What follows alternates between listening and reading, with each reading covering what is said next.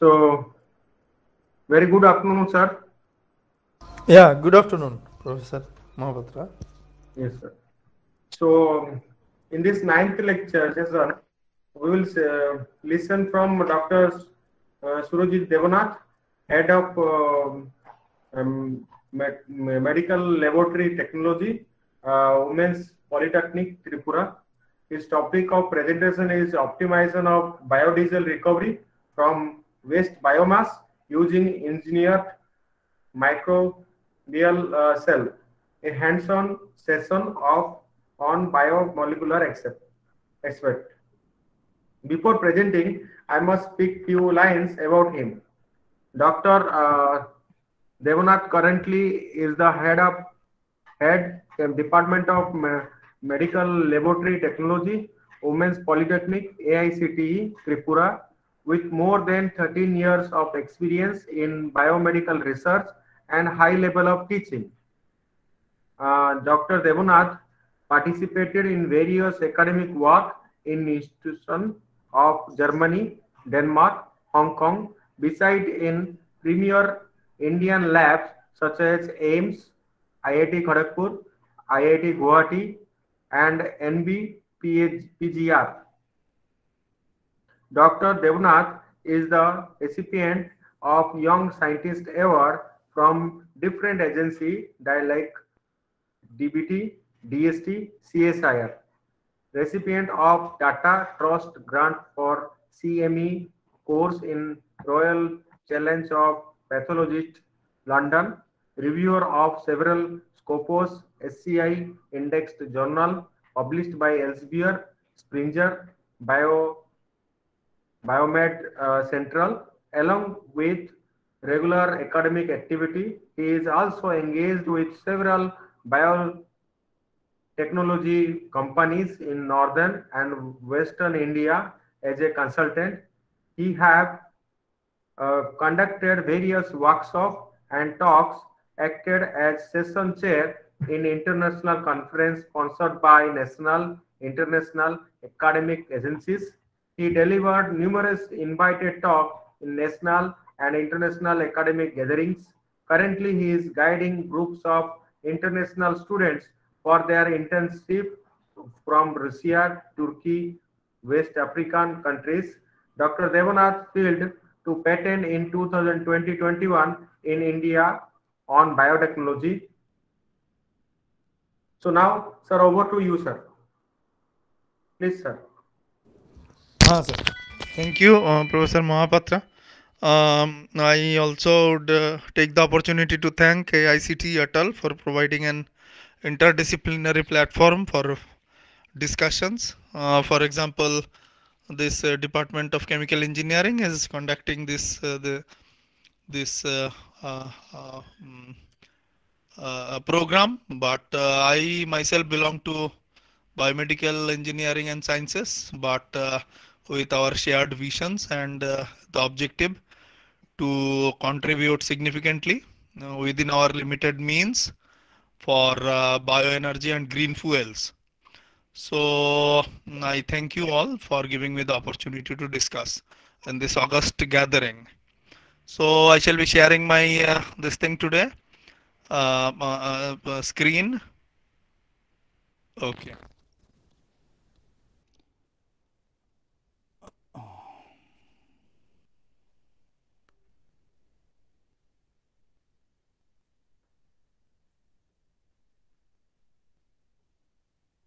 Okay. So, sir, just let me know whether uh, the the PPT is visible in a nice way and the dimensions and everything are okay or not. Yes, sir. Yes, sir. Okay, okay, fine. Thank you. So the topic today, I'm thankful to giving me the opportunity in CB Roman Global University. Uh, Optimization of biodiesel recovery from waste biomass using engineered microbial cells. So as I have already said that this is an interdisciplinary platform where shared interest topics are being discussed, maybe from different fraternity. The session is being conducted from Department of Mechanical Engineering. However, from my perspective also. I'll try to put some light how we can collaboratively contribute to this field of green fuels. So what exactly happens is when we talk about green fuels, the beneficial aspect should be to replacing fossil fuel by, if we have significantly contribute to this particular field, we can able to replace fossil fuel which are having significant drawbacks in terms of cost as well as environmental impact.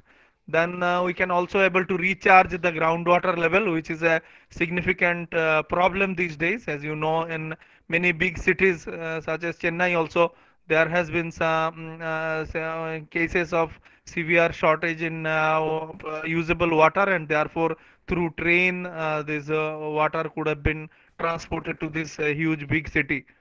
Although the place is very near to many water bodies, big rivers, as well as the sea. Then there is one more important aspect to repair the ozone hole so that overall temperature of the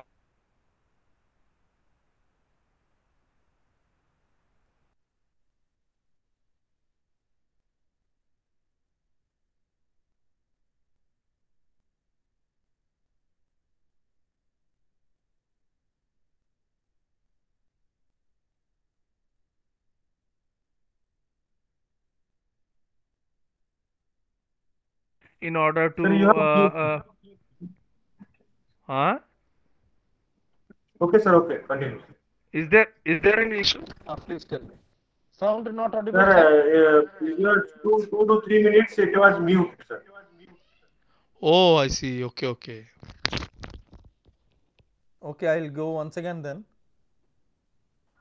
Why it was? So what exactly happened is using microbial technology, what we can do is we can minimize the this thing of wastes as well as to convert waste biomass into something useful. By doing it, we can replace fossil fuel, we can recharge groundwater level as well as we can repair the ozone hole. Now these are the long term goals which we can do. But how exactly we'll end up with this? If we use the unconventional means of energy, then what exactly we can do is we can improve. What are the ways we can do all this? Is by improving downstream processing, by using microbial cell factories, and by converting waste into wealth. In order to do so, there should be proper strategy by standardization of downstream processing so that we can eventually end up with something useful. Here also, by using unconventional routes, we can produce biofuels, we can even produce fine chemicals and drugs, and we can also produce secondary environmental applications. We can bring about several secondary environmental applications as well. For example, wastewater treatment, sewage treatment, and so on. Now, all these things can be collaborated together so that it becomes a good business. So let me tell you one more thing. The useful aspects of this kind of strategy is that the strategy is eco-friendly. The strategy will lead to some value additions in products, and the processes also become economical. So the what is the this thing is, if we combine more than one aspect of waste conversion, then the process becomes very economical. Let me give you one very common example.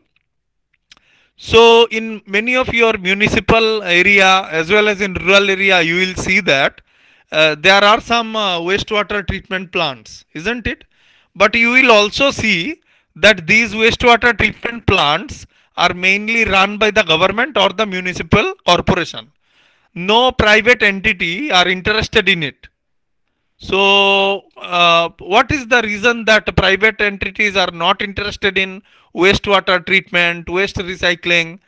If at all it is there today, it is in very small extent, isn't it? So, wastewater treatment, recycling of water, recycling of waste, these are all basically a job of the government. Why? because government can sustain loss, but no private entity can sustain loss, isn't it?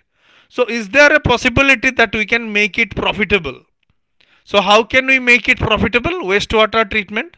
We can make it profitable if we can not only treat the wastewater, but at the same time, if there is a possibility that we can also produce something which is valuable.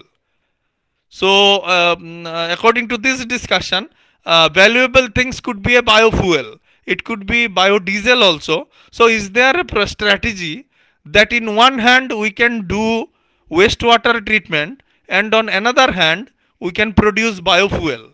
Now is this a viable opportunity?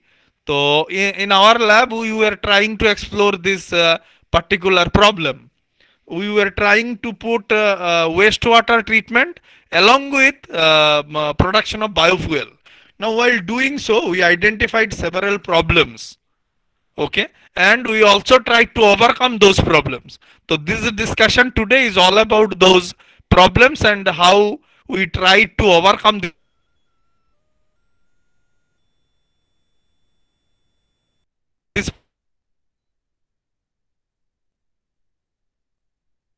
at the same. So how these two, that was our problem. So recently there has been some development in this regard. Let me share with you all. So what happens is, whenever some industrial process takes place, a usable form of water undergoes contamination, contamination from various kinds, contamination from chemicals, contamination from dye, contamination from sewage, and so on. And therefore what happens, the usable form of water loses its usability and it becomes wastewater. Now most of the industries, for example food industry, chemical industry, drug industry, pharmaceutical industry, and so on, they produce a lot of wastewater. Now many a times it has happened that these wastewater contains several toxic chemicals, okay, therefore it is no longer useful for human consumption.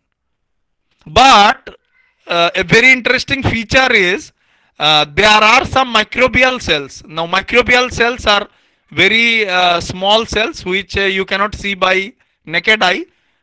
This can only be seen under a microscope. Now these microbial cells are such that they can use the toxic chemicals because their metabolic chemistry is different from human being. So let me give you one more way. What has happened is, we have identified certain microalgae which are very good in accumulating nutrient from wastewater. Not all wastewater, but mainly wastewater from food industry, then some degree of textile industry, and pharmaceutical industry likewise. So what they did is, these organisms, they accumulate those simple chemicals which are there in the waste, which cannot be used by human, but these microorganisms can. For example glycerol, for example fatty acids, for example simple polysaccharides and secondary polysaccharides. These are some chemicals which can be used by these microbes in a significant way. Now the chemistry of the microbes are such that they use these raw materials to convert into certain degree of lipids, okay. Now what they do is, they accumulate fatty acids as well as glycerol, and they esterified both of these two into a ester. Now this ester is nothing but the fats and oils which they accumulate in the cytoplasm or inside their cell. So what happens is, these organisms, they are in one hand removing the waste from the water to some extent. It is not that it completely recovers. To some extent they are reducing the toxic burden of the water, and at the same time they are also accumulating esters or fatty esters into their cytoplasm. Now when you analyze the cytoplasmic fatty content, you found that it is very much equivalent to biodiesel. So we'll come to that point. So here what has happened is, in this thing representation, the organism is accumulating waste material and then converting it into fatty matter in the cytoplasm in the presence of carbon dioxide and sunlight. So what is the nutrient source? Nutrient source is the wastewater, and you are putting carbon dioxide as well as sunlight, and by using all these raw materials it can about to produce a fatty ester, which is nothing but biodiesel. So we'll come to that part also. But the way I am telling it, the chemistry is very simple, but overall execution of the whole thing is not very easy. In order to execute the whole scenario, we have to standardize significantly into our downstream processing. So respected faculty members, those who are participants also, they can understand that what happens is the chemical which has been accumulated by the organism is trapped inside the cell. So downstream processing is needed because we have to liberate the compound from the cytoplasm and then purify it so that it can be directly put into a combustion system, and eventually we can use it. So the whole process requires a lot. So recently it has been seen that microbial down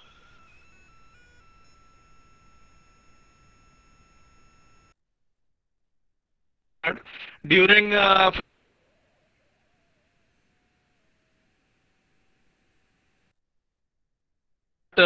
subsequently there has been several development. So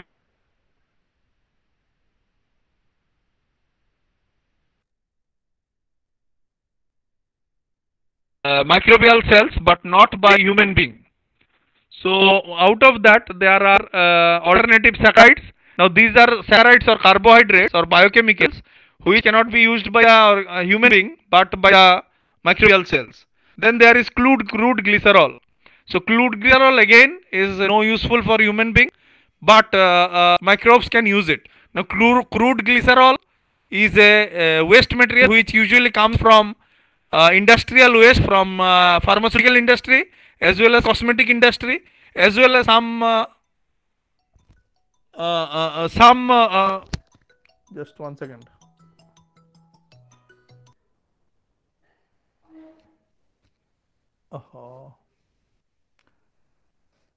Coordinator sir, the screen is visible now. Yes sir, yes sir.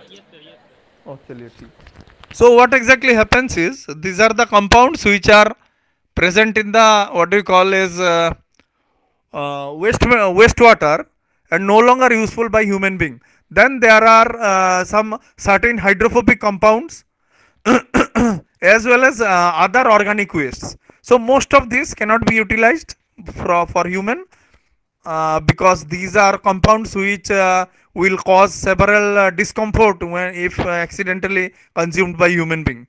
But these microorganisms can usually able to digest those things easily. Not only that, they will also produce biodiesel from it. But the biodiesel will remain entrapped within the cell. So here is the thing where we need to have significant downstream processing. So this is the general flow chart for biomass production, where photobioreactors, as I have said, these are reactors where autotrophic organisms will grow by using carbon dioxide as well as what do you call is this sunlight, and along with some simple compounds which are present in many wastewater or industrial waste plants. They will accumulate all this and they will eventually produce some kind of valuable material. Now this is the flow chart which has been used for purification of eicosapentaenoic acid. Now eicosapentaenoic acid is a omega fatty acid which is having multiple applications many places. So there are some specific microalgae which can use carbon dioxide, then sunlight and wastewater to produce this particular chemical. Now this eicosapentaenoic acid has plenty of application in many pharmaceutical as well as industrial processes. So although it is not a biofuel, but its chemistry is not very different, because eicosapentaenoic acid itself is a fatty acid, and whatever biodiesel we are talking about, which is completely biodiesel, is also a fatty acid ester. Understood? So one more aspect today is to make hybrid fuel. In hybrid fuel, for example, Brazil has done excellent work, where they have they are regularly what they are doing is they are making a fuel which is partly petroleum and partly alcohol. Okay, so alcohol is not necessarily what do you call a fossil fuel, and like this they are decreasing their dependence from fossil fuel.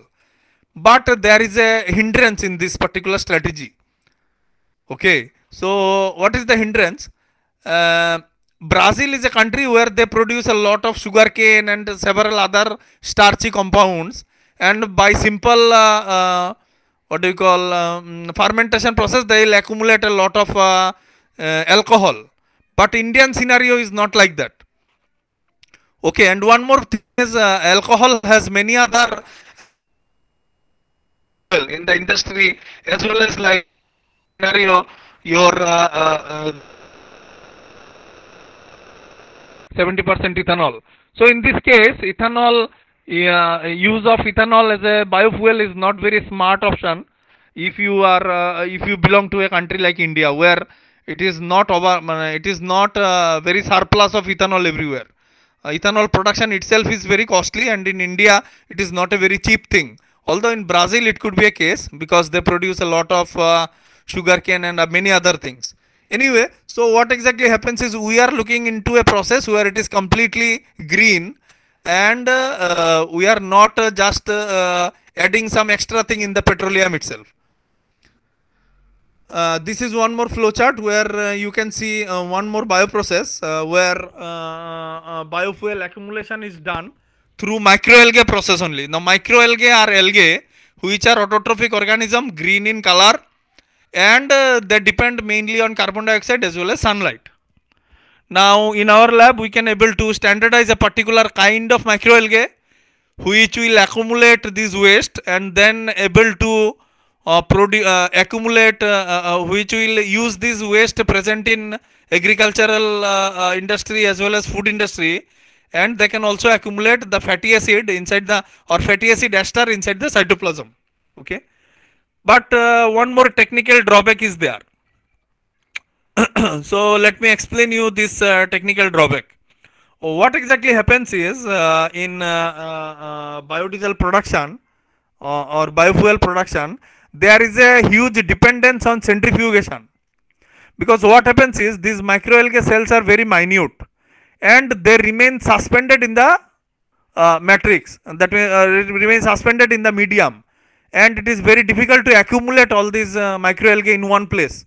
So if you cannot able to accumulate all these macroalgae in one place, you cannot able to do further treatment to liberate the compound which is trapped inside the cytoplasm or inside their cell. Okay. So what exactly happens is all kinds of biodiesel facility uses huge amount of centrifugation. So centrifugation is again a very energy intensive step. All of our labs, everybody present here will are very much familiar to this. So centrifugation process requires a lot of electricity. It generates a lot of heat, but it is not a sustainable method at all. So if there is a process to reduce the burden of centrifugation process in biodiesel production pipeline, it will contribute significantly. So let me give you one example. For example, you are looking for a electronic vehicle or e-vehicle or e-scooter, and you are charging your vehicle by using fossil fuel. For example, you are using electricity. That electricity is not generated from a solar grid, but instead it is generated from a thermal power plant. So what is the use of this e-vehicle? Directly there are less carbon footprint, but in a other way you are not any different from using diesel for your car. So the overall objective is not satisfied.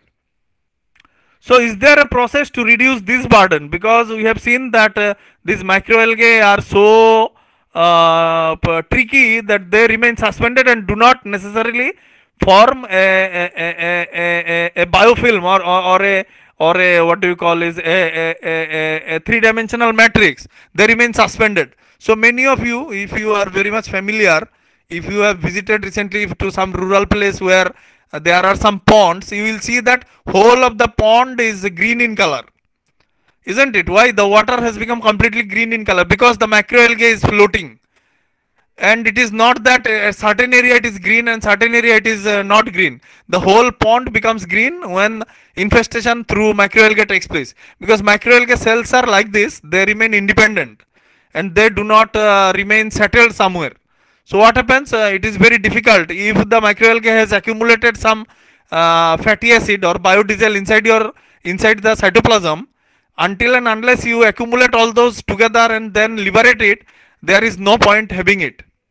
So in this methodology also, if you see, there is huge burden of centrifugation. In the first step itself, or harvesting and dewatering phase requires huge centrifugation.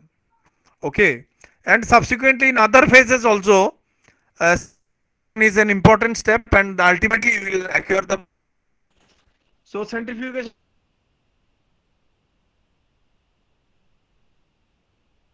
remain sustainable.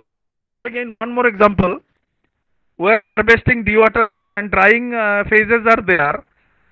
See, there is vacuum filtration and so many other things, but centrifugation there. Because what happens is, since the cells are like this, you cannot do away with centrifugation at all. So recently, through a literature survey, my students have identified how much energy is needed for this centrifugation process. Let us discuss this. Oh, this is one more example of biofuel production from dewatered sewage sludge. Now, this sewage sludge has been collected from domestic waste, and from that, this particular group of scientists, Rana Mujahid et al., tried to accumulate biodiesel. So here again, there is a significant investment for centrifugation. Rotary evaporation, centrifugation, these are the integral part. Okay. So what has happened is, various kinds of centrifugation equipments are useful for this accumulation of biomass after accumulating the biofuel. So these are the different kinds of centrifugation systems, secondary and hydrocyclones and so many other. All of them is a one drawback. Their efficiency is very less. Means what? If you put so much of energy, the output is not very high. So what happens is, there need to be some investigation in this regard as well. So in our lab, in one end, we are trying to standardize a process where wastewater will be treated, at the same time some amount of secondary metabolite, that is biodiesel, will be accumulated, and one more aspect we are looking into, how to reduce the burden of centrifugation. So this is the estimation where, as you can see, the energy balance of centrifugation process can be calculated using equation 1 to 3. Assuming no loss occurred during the downstream process, the energy input for unit process EIX is in kilowatt hour per 1000 kg of dry microalgae can be calculated using the following equation, where ELX is equal to Vx into Ex, where Vx is the volume of the slurry for x equal to 1 and 2 in cubic meter, and Ex is the energy input in the process in the form of kilowatt hour per 1000 kgs. So what exactly happens is, by this representation, it is very much this thing that so much of energy is required for per kilo of biomass that is processed through centrifugation process. So is there a way out that we can minimize it? So this is one more objective of the lab. However, we are working on it. Anyway, so this is on the basis of differentiation species. So this is also emerged during a recent study that is published in Algal Research in 2020 itself. Each and every species here has been studied with a very meticulous, I shall say, study, where they have calculated how much of energy is needed to harvest these microalgae on the basis of different in species. If you can see Chlorella vulgaris, which is the most important microalgae species in this regard, here the energy consumption is 3.30 kilowatt hour per cubic meter. So, and various kinds of centrifugations are also used. So, cost is very much high. So, what this table also want to show you that whatever kind of species you use, until and unless you have done something to do away with the use of centrifugation. Okay. So, in our lab, we try to explore this particular thing for last 3-4 years. So, centrifugation disadvantages are this. This is low energy efficient process, the costly and time consuming for large culture volumes, and scaling up information is also given. The scaling up is also very difficult. In a large lab scale, if it is economical, it do not remain economical when you make a large entity out of it. That means in a industry scale, using a huge burden. So they have calculated in cost at given euro for one where the capacity is 80 cubic meter per hour. So it is indicating that there is a huge cost. So what we can do is this possible that we can find out a organism which require less amount of centrifugation? So already the study has been made. There is no single organism which you can use microalgae but not use centrifugation. In the lab, what exactly we do is we are looking into options which are already available in the nature. So we take the samples from the nature and standardize it in the lab and do necessary experiments to find out a particular strain of this microalgae which will be easier to handle in this particular aspect of wastewater treatment as well as production of biofuel. So by and large there has been not very big success. So one more aspect is the metabolism of this organism. So this is also very interesting. I am not sure whether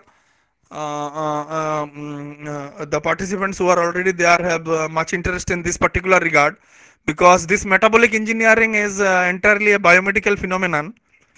Anyway, because today's problems are such that interdisciplinary discussion, research and collaborations are very much needed to bring about valuable outcome. So I would definitely discuss. So what exactly happens is this organism grows in a specific pattern. So if you see the pattern, initially there is a lag phase where the organism is only sensing the environment, because each and every organism requires specific kind of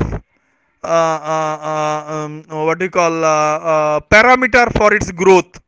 So these organisms are having inbuilt sensors which will sense what is the pH of the environment, what is the temperature of the environment, what is the ionic balance, how much toxins are there, what is the concentration of carbon dioxide oxygen ratio, and so many other things.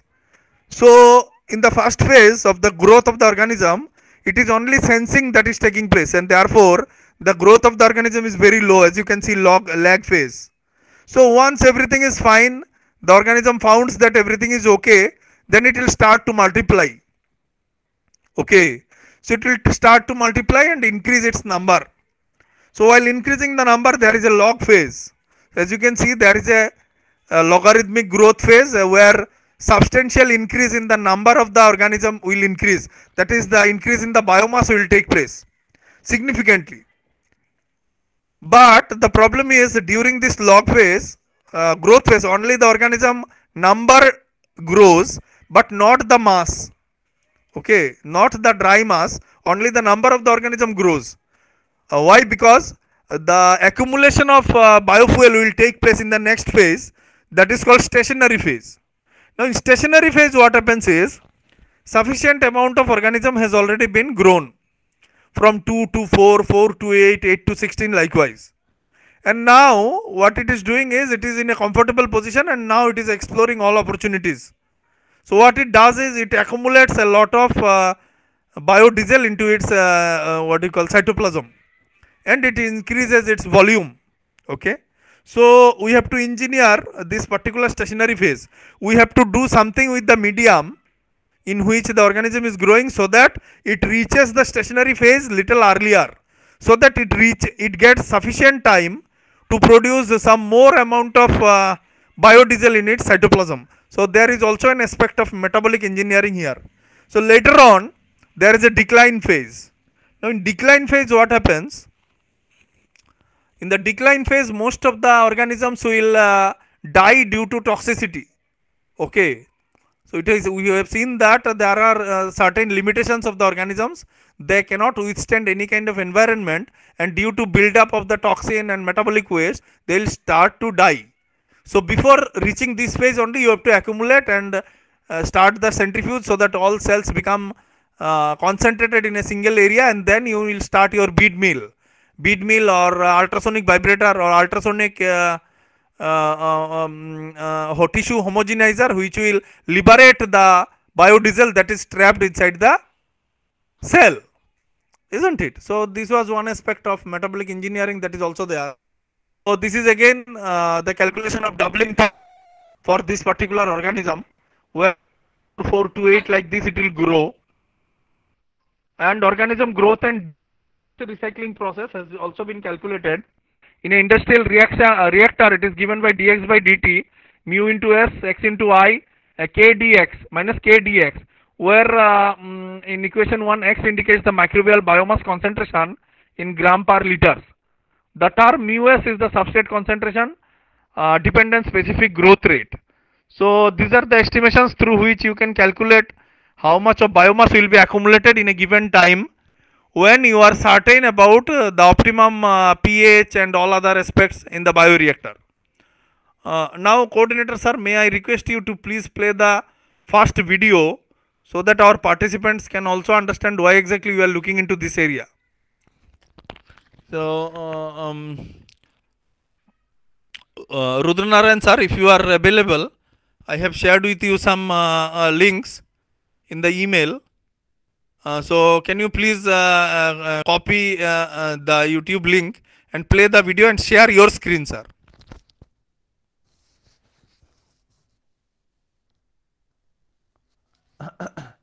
Mohapatra sir, are you there?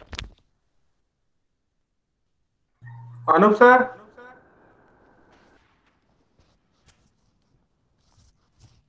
So what exactly happens is, these post-launch sessions are very challenging, because either participants will feel a little dizzy.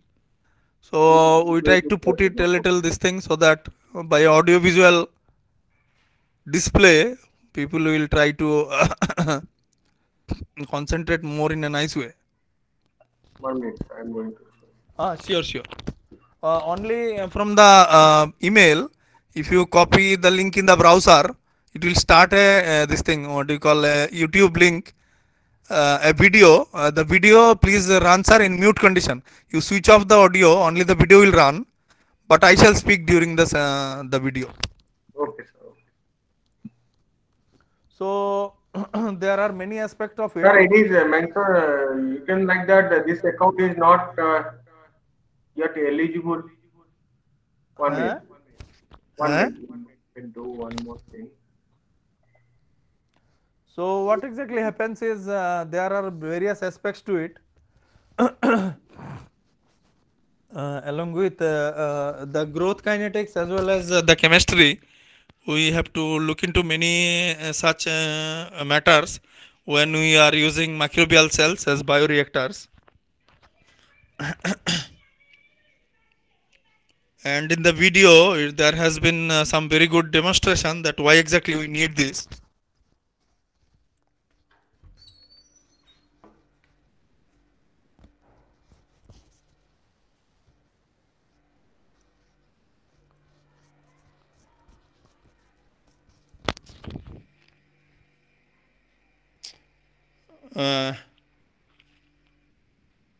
And this is the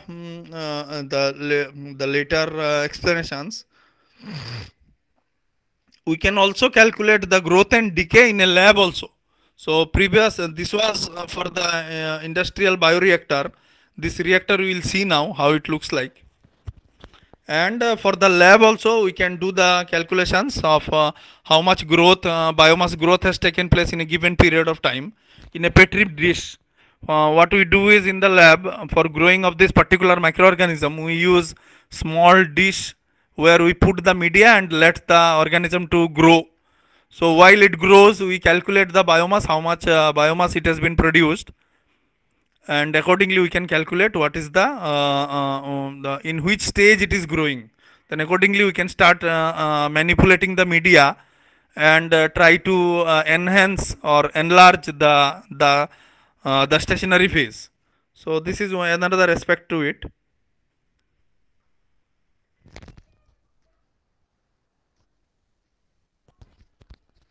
Sir, you received the email, sir?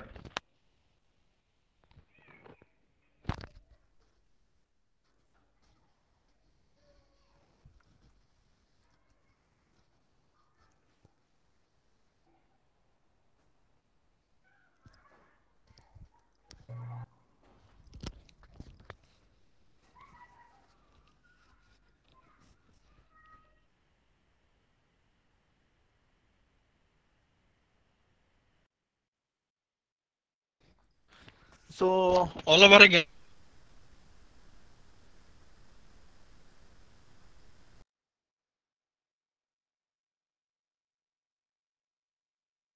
Is to one to purify wastewater in one end, and the second is to accumulate some biofuels.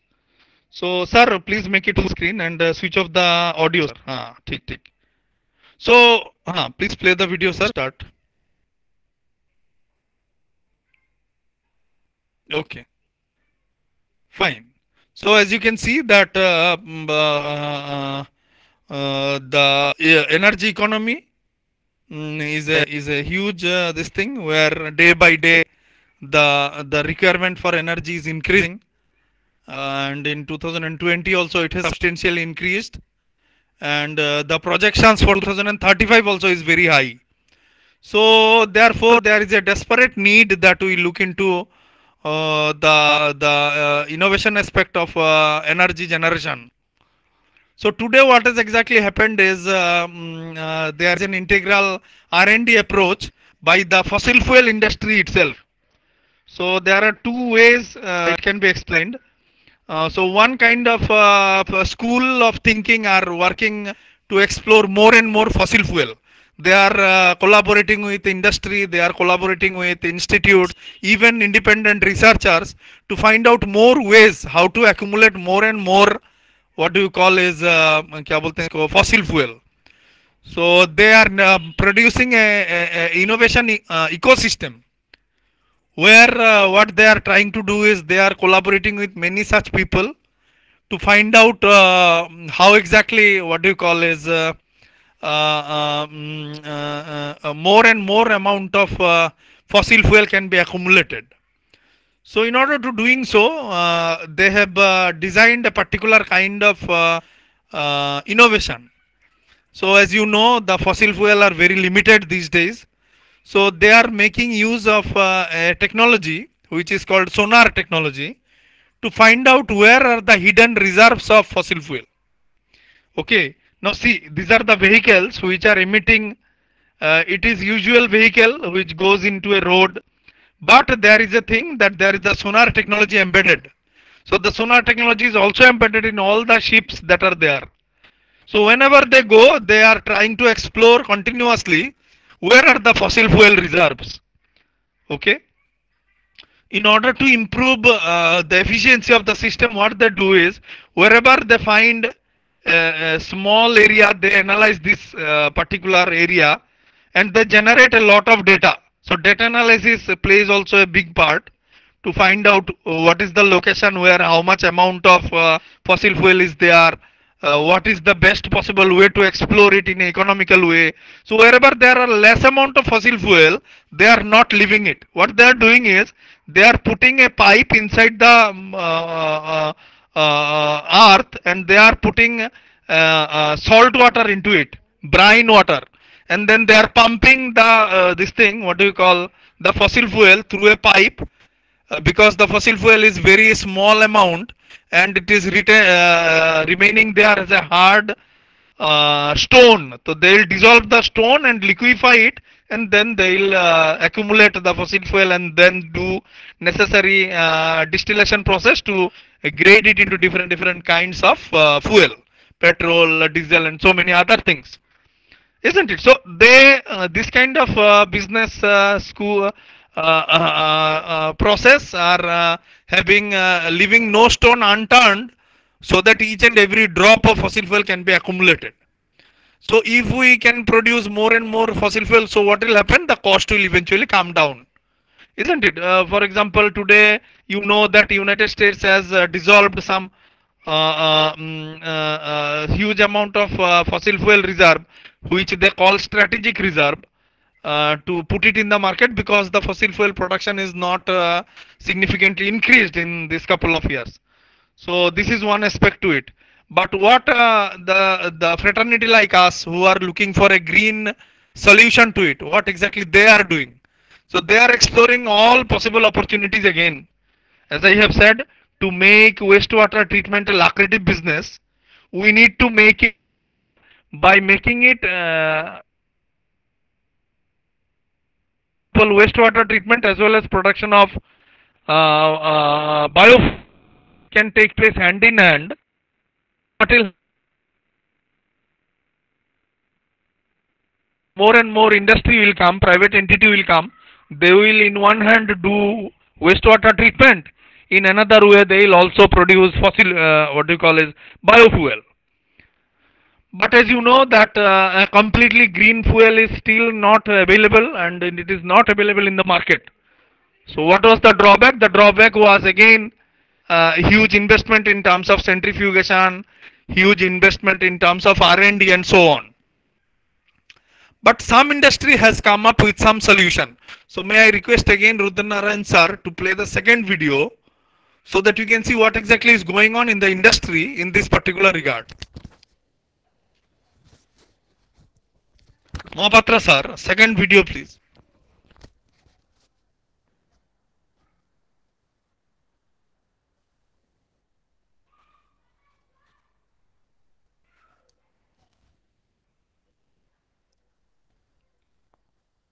So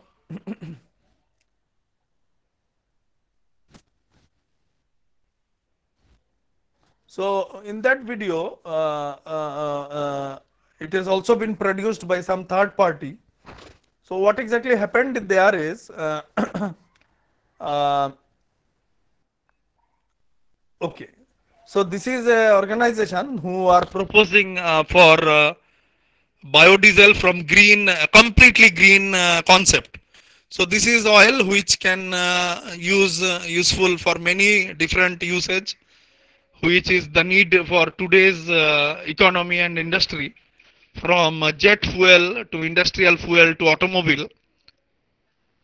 But according to the chemistry of the biofuel, completely green fuel, if we talk about, it is also able to do all these things. So, but crude oil cost is increasing day by day, as you know, because it is become rare day by day, isn't it? So the cost per barrel is increasing every day, isn't it? But in the contrary, this is green fuel. Now the green fuel usage cost will be not increasing. Why? Because it uses a very simple raw material, sun, carbon dioxide and nutrients. Now these nutrients we are trying to put it from wastewater. So nutrient का cost भी आपका नहीं लगेगा. So this is a petri plate where the organism is growing, and it needs carbon dioxide as well as sunlight for its growth along with the nutrients. Okay. Now the beauty of this system is the cost of the thing will not significantly increase over a period of time. Okay. Why? Because we will use these bioreactors. You already have many discussions about this, I think, during this FDP. But still I will not leave the opportunity to discuss again. Now these are the big bioreactors. As you can see, there are 3 pipes that are getting in. Okay. Now what are these three pipes? In through one pipe, the particular kind of organism is added, and from one more pipe, the wastewater is introduced. Okay, so that the wastewater, from the wastewater, all the nutrients will be accumulated by the organism. Okay, and the size of the organism will increase in the stationary phase, as we have shown already. So later on, what will happen is we can able to accumulate the cells and liberate the biofuel which has been trapped inside the cytoplasm, and eventually the cost of the biofuel will be much less, because we have not used a very costly raw material. All the raw material were very cheap, isn't it? So okay, only this much only in this video. So what will happen eventually? The world will be a better place to live because there will be less carbon footprint. Okay, so this is a completely green solution, not which is partly green, partly ungreen. It is completely green solution where you can bring about substantial change. But there are huge problem to this particular thinking. So what is the problem? That also can be shown in the video. So sir, I'll next video.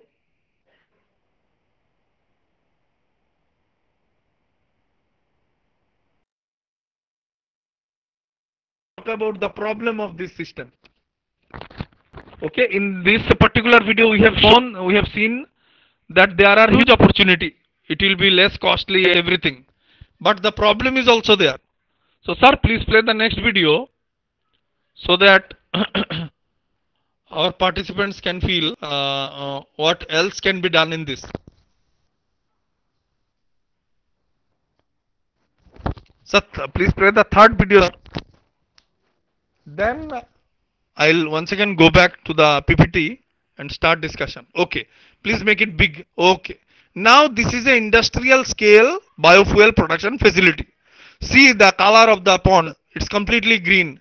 Now this is the lab where the scientists are trying to find out a particular kind of microorganism which will be the best possible microorganism for doing it. So this is the investor who has invested hugely in this particular concept. Tomorrow's fuel, they are trying to say. So what exactly they are doing? They are only just hold on.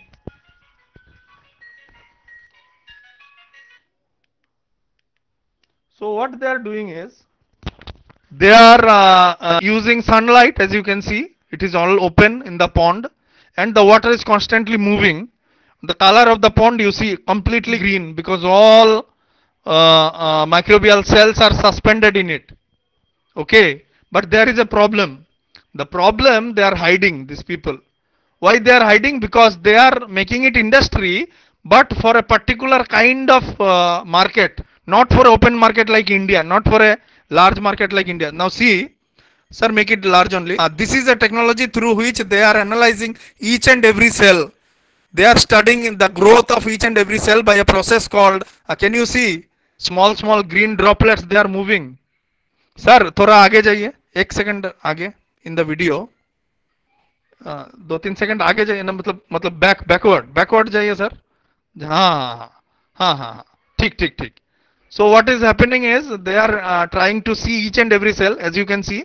Now this is a process called fluorescent activated cell sorting, where we can visualize each and every cell, how much they have grown and all. We do not have this technology in our lab because it is very costly. So what exactly they are doing is they are trying to understand which organism, they are trying to understand a particular strain which is very good at producing biofuel. But here they are not talking about the problem of accumulating this biomass from the pond. Why they are not talking? Because they are already using centrifugation only. There are no other way out. Okay, to accumulate all these. These are large these things where the cells are getting accumulated, and by homogenization of the biomass, they liberate the biofuel and put it into a packet. Okay, now there is one more problem. The problem is our combustion system is not ready to use completely green biodiesel that is made by organisms, isn't it? So, okay, sir, only this much. ठीक sir. Okay. So now I will go to my presentation and again talk about it. Give me 1 minute. Okay.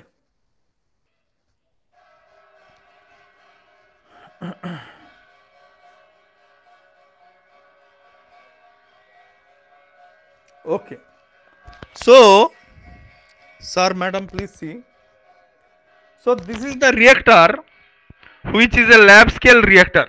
So those people have shown you a large pond, open pond where sunlight is directly putting, and therefore you can have a large reactor.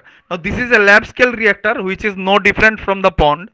As you can see, these are small tubes which are made by Pyrex glass or plastic so that sunlight can enter.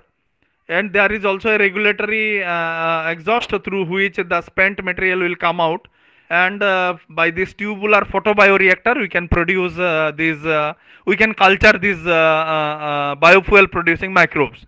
Okay, until this much there is no problem. Problem is there with the centrifugation. Again you see this is and the list of the for the algal biomass. Photobioreactor will cost you approximately $264.300 and then the second point is for centrifuge. Okay, first is the photobioreactor, then is the cost of the centrifuge. So you can understand how much is the cost, and as you see it is a huge cost. So our objective is to what do you call is minimize this cost. How exactly we will minimize this cost? We can so here you see the green round dots are there. No, these are the cells which have accumulated biodiesel in their cytoplasm. Now they are remain suspended throughout the medium. Now the challenge is to accumulate them. To accumulate them you need to put a huge centrifugation. But other than centrifugation, what are the way out? We can do a thing called co-culturing with algae or fungi. So there are several kinds of fungi which makes an inbuilt mesh like thing, as you can see here, microalgae and fungi. These are hyphae producing fungi. So hyphae are nothing but a matrix of long threads in which the cells will get entrapped, and therefore centrifugation need will be minimized. So you can accumulate these cells. In the right hand side you will see one more type of fungi which are not necessarily hyphae producing, but they are a non-hyphae producing fungi. So what they do is they will make a cluster by cross-linking between each and every microalgae cell, and therefore also will decrease the need of centrifugation to a significant extent. Okay. Now the problem is previously we were only culturing one organism, but here we have to culture two different organisms, one for production of biofuel, another for the production of or filtering of the biofuel producing cells, isn't it? So is there a third mechanism? So in order to explore the third mechanism, we tried to find out some other organism for known as yeast. Okay, so yeast is a very interesting organism, please understand. So what exactly happens is yeast cells are such that they are clogging by themselves. So one yeast cell is always in contact with another yeast cell because they have a molecular switch in between them. So if you can see, two yeast cells are there, in between them there is a full length FLO. So FLO is a protein which acts like a plug and connects between two different algal cells or two different yeast cells. So yeast is a very common organism, all of you will be knowing. So yeast is useful for production of alcohol, yeast is useful for production of pizza dough, Okay, yeast is also useful for production of any kind of fermented food. So these yeast cells are such that they are not remaining suspended like macroalgae, but they always remain together as a clock. Why they remain together? Because they produce a particular kind of plugging protein which we call as flow. So in our strategy, what we are trying to do is we are trying to put the flow protein inside these cells, these microalgae cells, so that the microalgae cells will start behaving like yeast cells, like this. In a so many cells will come together and they will not remain independently suspended. So what will happen? There will be low or less requirement of centrifugation because they are already together. You just put a simple filter and pass your biomass through it, and you collect all the biomass together. Okay. So in order to do so, what exactly we did is we standardized the process. We at first understood the molecular mechanism, how yeast cell produces these plug proteins or flow proteins. So we found out that there are 3 genes or 3 DNA segment inside the organism, yeast organism, which are responsible for production of the plugging protein. Okay. So what we did is we isolated these flow proteins. We isolated this flow protein the algae by a thing called genetic engineering. Genetic engineering is a complete task scientist like us. Okay. What we can do is we can manipulate the genetic makeup of any organism. So there are standard procedure, protocol and ethical guideline for doing all this. You cannot do it for any organism. You have to take specific permission and then you can go for it. Genetic manipulation. But it is highly possible that we can do the genetic manipulation and end up with a case where you can change the behavior of the microalgae cells which were remaining suspended in a medium and not getting accumulated. So these are the pipelines that we did. Here it is interesting to see. This is a molecular plug which we will put between the microalgae cells so that the whole pond do not look green. Only certain parts of the pond will look green where the microalgae will accumulate.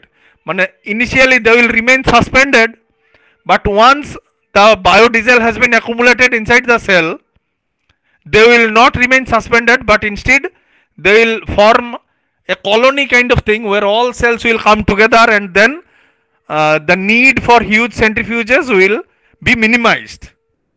So I am not very sure whether I have able to convey the whole concept to you, because most of you belong to a different category of this thing. Anyway, so what exactly we are trying to do is, in this fraternity also there are huge scope to manipulate the organism which can produce significant amount of good chemical in the form of biofuel for tomorrow's energy demands and needs. So these are the molecular switches or molecular plugs which we have taken from yeast and put it into the algae. Okay. So there were some other considerations as well. As I have said, there are plenty different types of plugging proteins. So you have to find out which plugging protein is good. Understood? So what happens is, in yeast is present in a completely different environment than that of microalgae, because in microalgae it is present in wastewater, because our job is to use wastewater for our production of biofuel, isn't it? But yeast do not grow in wastewater. Yeast grows where? Yeast grows in milk, yeast grows in some food material, and so. Understood? So the requirement of yeast and these microalgae are completely different. So we have to find out from the yeast cell which kind of plug protein is good for our job, isn't it? Because we will put the same protein into a highly toxic environment where industrial wastes are there, heavy metals are there, then some other industrial wastes are there, isn't it? So in our lab we have standardized a particular class of plugging protein which is best suitable for the whole exercise. Okay, so how we did it? We did a simulation and we studied the overall stability of the flow protein.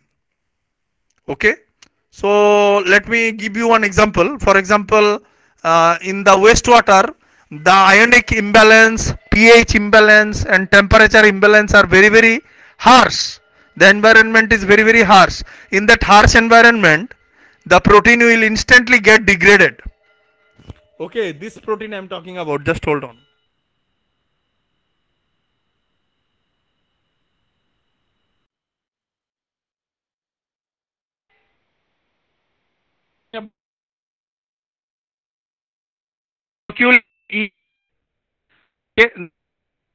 Yeasts are flocculating because in between each and every yeast cell there is a plug.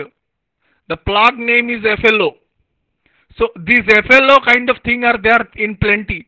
FLO1, FLO2, FLO8, from 1 to 8. Here you see the FLO1 is there, FLO8 is there, and FLO so many are there. So out of so many FLO, we have to found a particular FLO which we will put here.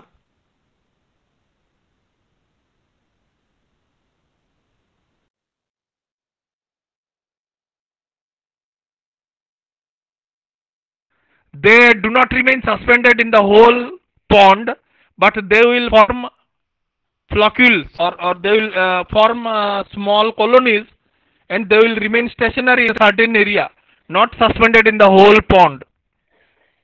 Understood? So in order to do so, we did a little simulation to find out which flow protein is good. So what are the things we simulated? We simulated the temperature, the ionic behavior, because in the wastewater, ionic behavior will be abruptly harsh. Similarly, the temperature may also be harsh, because from a boiler, if the wastewater is coming out, the temperature is very high. So it is not like milk where your yeast is growing in a controlled room temperature. It is not controlled, it is uncontrolled. It can also be freezing temperature also. So you have to find out a protein which is very strong to withstand all these problems. So in order to do so, we did a molecular dynamics simulation where we calculated the overall stability of a protein that we are going to put here. That we are going to put where? Just hold on. Here, in between the green dots, so that the green dots becomes accumulating. Okay. Anyway, so in order to do so, we did a simulation and we made a video from that simulation. So I'll request now again our coordinator sir to please play the next video so that our participants who are already there, they can see that how much this thing how the stability of a protein is calculated or analyzed, or thermodynamic stability we are talking about. Sir, please play the video.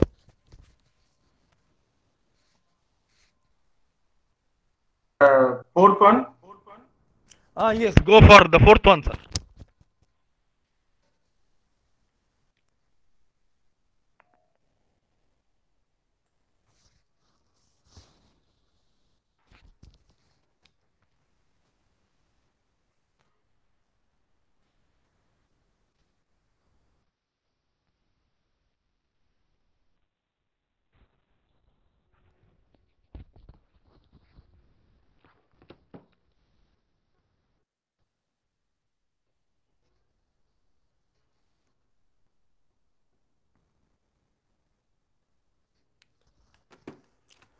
So the what was the objective? Objective are multifaceted. In this particular green solutions, there are multiple types of problems and multiple types of solutions also. First problem, to combine wastewater treatment and biodiesel production. Second problem to overcome what do you call is centrifugation, the need of centrifugation. And third problem to find out a protein which can be stable in the wastewater itself, that we have taken from yeast. So now see in this video, okay. So in this video, what happens is the flow protein which we have taken from yeast is getting distorted. The whole protein you cannot see. You can only see some part of it, isn't it? So these are small sticks that you can see. Why this has happened? Because the protein is unstable, and under harsh environment the protein has become distorted, degraded or destroyed. Okay, so these are the energy calculations only which we made into a snapshot and converted into a video. Now sir, please play the next video so that they can understand that if stability increases, what will happen. So if stability increases, the same environment, we have kept the environment constant, only the protein we have changed. Flow 1, one type of analysis, and now we will do with the flow 8. Sir, एक बार next वाला video दिखाइए so that they can understand how this stability will change. So this require a large setup of simulation softwares which is called GROMACS, and only did a part of it.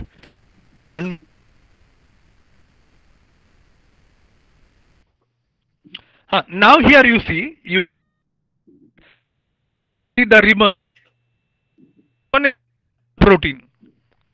In the previous video, the environmental parameters were same: very high to low pH, very high to low temperature, very high to low ionic imbalance. So the conditions were same, but here the flow 5 protein is showing you more stability according to thermodynamic means. So what has happened? If we take the first protein, it will instantly degrade, and it will not give you good results. But if we take the second protein, so what can happen is we can withstand the whole scenario and can able to produce a cell which will be self-accumulating, and therefore the need of the centrifugation will be minimized. So this is a distant objective of ours. We have not reached in this particular identification thing, but according to our simulation this is possible, and we can able to find out a particular protein that we will put it into the microalgae, and the microalgae will start producing biodiesel constantly for a longer period of time without getting the need of undergoing centrifugation to a significant extent. So this was the overall idea of doing it, the whole exercise. So once again I will share my screen. Good grammar and spelling are important, but if And we are approaching the end of the discussion. So, okay. So, after a protein which is good, the genetic engineering part will take place, and in that what we will do is it will look like this. Just hold on. Yeah. So this is the microalgae. From the microalgae we will isolate its genome and we will hybridize with the genome of the yeast with a particular kind of flow which will give us a stable protein expression, and then we will make a recombinant vector which will once again we will put it inside the algae, and after the whole exercise of genetic engineering we will end up with a cell which will not only purify wastewater, it will also accumulate biodiesel in its cytoplasm, and the accumulation of the biodiesel or collection of the biodiesel will also be very easy without the need of significant investment in centrifugation. So this is the overall goal of the study, and a part of it we have already published, and sufficient citations also we received, and now we are looking forward to next couple of steps, and for which we also require substantial funding also.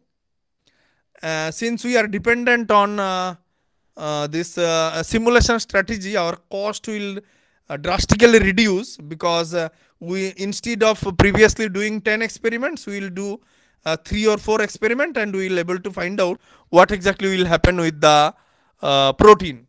So, but there was one more problem, that there was not a single pipeline to understand all these things in an environmental setup. So we did certain brainstorming for couple.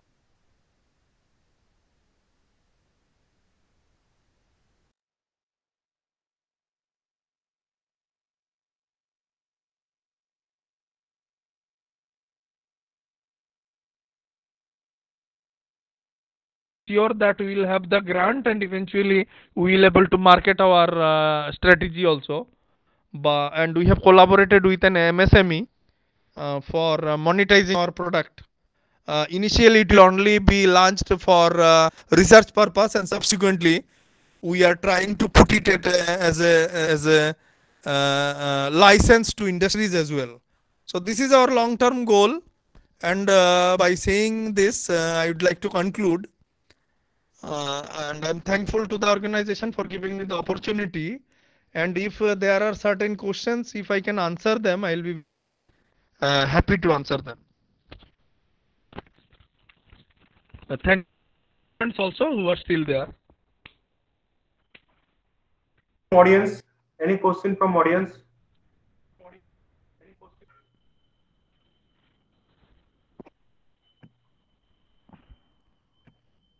Any question from audience?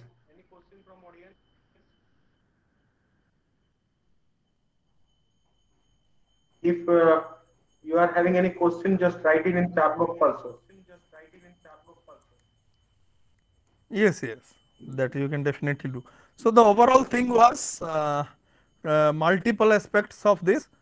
Although there are certain aspects of mechanical engineering aspect and certain aspect of bioprocess technology also, because we are also trying to overcome the need for centrifugation, because when we calculated, we found out that it is a huge investment, and research funding these days may not have the opportunity to make a full scale industrial scale centrifugation.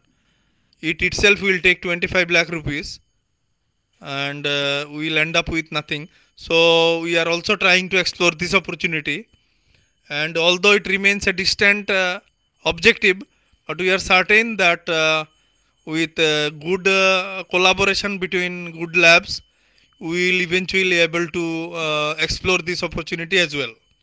So we are also looking forward for good collaborators among teachers and labs. If it is possible, we Definitely, sir, can definitely. jointly collaborate between labs and organizations, and we will able to eventually produce significant amount of intellectual property as research papers as Yes, well as patents. yes. So this was the objective of the whole exercise, and I am thankful to Mohapatra sir for giving me the opportunity to discuss in the Thank you August very much, sir. gathering. Such a nice presentation, sir. Thank you very much. Thank you. Thanks a lot, sir. And thank you the participants as well. Thank you Atal AICT for providing an excellent opportunity for interdisciplinary talks and discussions among all teachers. The presenter is also a teacher, a participant is also a teacher, and it's a huge opportunity for all of us. Thank you. Thanks a lot. Thank you, sir.